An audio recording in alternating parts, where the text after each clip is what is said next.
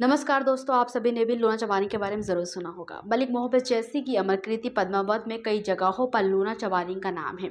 एक प्रसंग में एक ब्राह्मणी जो लोग और टोटका करती हैं, वे अपनी श्रेष्ठता साबित करने के लिए कहती हैं, जस कामरू चमारी लोना को न छरा पाड़ित ओ टोना। यानी जैसे कामरूप की लोना चमारिन के तंत्र मंत्र और टोने से कोई कौन नहीं चला गया, उसी तरह मुझे भी समझा जाए। ऐसे ही पद्मावत में कुछ और जगह भी लोना चमारिन का जिक्र आता है। हालांकि उनका नाम ऐसे ही अवसरों पर आया जहां जादू टोना और तंत्र की बात होती है। इसे साफ था कि लोना चमारिन ऐसी ही विद्याओं में माहिर थी। तो आखिर ये लोना चमारिन कौन थी जिनका जिक्र बार बार मंत्रों में आता है, यहाँ तक कि पद्मावत जैसे क्लासिक महाकाव्य में भी। अंग्रेजों के समय बंगाल सिविल सर्विसेज के एक अधिकारी हुआ करते थे, विलियम कुक। उनकी एक किताब 1896 में प्रकाशित हुई, the popular religion and folklore of northern India. इसमें वे लोना चमारिन पर बात करते हैं। वे the godlings of disease chapter में ऐसे लोगों का जिक्र करते हैं जो किसी पर साए से मुक्ति दिलाते हैं। उन्हें सामान्य शब्दों में तांत्रिक या ओझा कहा जाता है। ये मिर्ज़ापुर के एक ऐसे ही व्यक्ति हैं के बारे में बताते हैं जहाँ मंत्रों में भक्त हनुमान का आह्वान कर रहा होता है। वे लिखते हैं कि उन्होंने हनुमान के अलावा दो और लोगों के बारे में भी सुना है, लोना चमारिन और इस्माइल जोगी। लोगों को बुरे साए किसी विशेष जीव के प्रकोप से बचाने वाले लोग अपने मंत्रों में इस्माइल जोगी और लोना चमारिन से फरियाद करते हैं। वे कहते हैं कि जब मिर्ज़ापुर में ओले गिरना शुरू होते थे तो वहाँ के लोग इस्माइल जोगी और लोना चमारिन से ही फरियाद करते कि वे उनकी रक्षा करें। इस्माइल जोगी को लोना चमारिन का गुरु माना जाता है।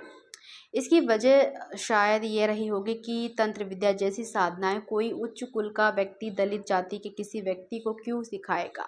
मध्ययुगीन भारत में इसी भेदभाव की वजह से समाज में बराबर का अधिकार ना पाने वाली जातियां मुसलमानों के संपर्क में आई, तो उन्हें मुसलमानों से विद्या के बारे में सिखाया। लोना चमानी के बारे में कोई लिखित इतिहास तो मिलता नहीं, लेकिन जनश्रुतियों लोक साहित्य और मंत्रों से पता चलता है कि वह कामरूप, जिसे कामख्या कहते हैं, वहाँ से ताल्लुक़ रखती थी। कामख्या वैसे भी तंत्र साधना के लिए आदिकाल से विख्यात है। कुछ तंत्र साधनाओं में बताया जाता है कि लोना चमारिन को 7 प्रकार की मिठाइयाँ बेहद पसंद थी।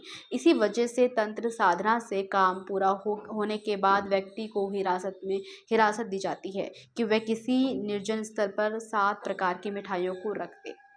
लोना चमारिन का नाम कई साबर मंत्रों में आता है। साबर मंत्र उन्हें कहते हैं जिनमें अरबी फारसी आम बोलचाल के शब्दों का प्रयोग होता है, यानी कि ऐसे मंत्र जो आम बोलचाल की भाषा में तैयार किए हों। संस्कृत या फिर अन्य भाषाई शुद्धता में तैयार मंत्र आम जनता के लिए कठिन होते हैं। साबर मंत्रों की इन्हीं खासियतों ने इन्हें सामान्य लोगों की पहुंच में ला दिया।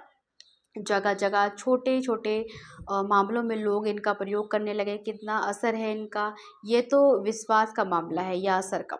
हालांकि प्रयोग करने वाले, इनमें विश्वास करने वालों की संख्या कम नहीं है।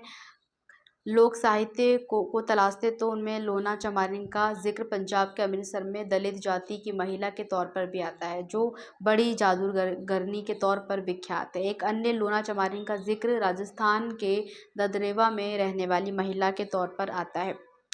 वे जसवीर की माता वाशल की दासी थी। कहते हैं कि जसवीर इन्हें अपनी माँ की तरह सम्मान देते थे, इसलिए जब भी लोना चमारिन की दुहाई की दी जाती है तो जसवीर स्वयं आकर समस्या का समाधान करते हैं। हालांकि कामरूप यानी कामख्या लोना चमारिन की ख्याति इन सबसे बेहद ज़्यादा है।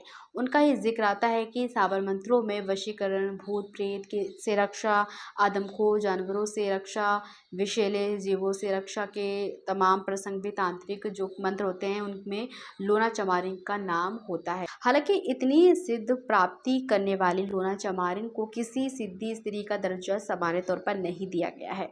हो सकता है कि उनकी जाति इसमें बाधक हो, लेकिन उनमें नाम की दुहाई उनकी यश कीर्ति है। जिन्हें इन बातों पर विश्वास है वे विश्वास करते हैं, जिन्हें नहीं है वो नहीं करते।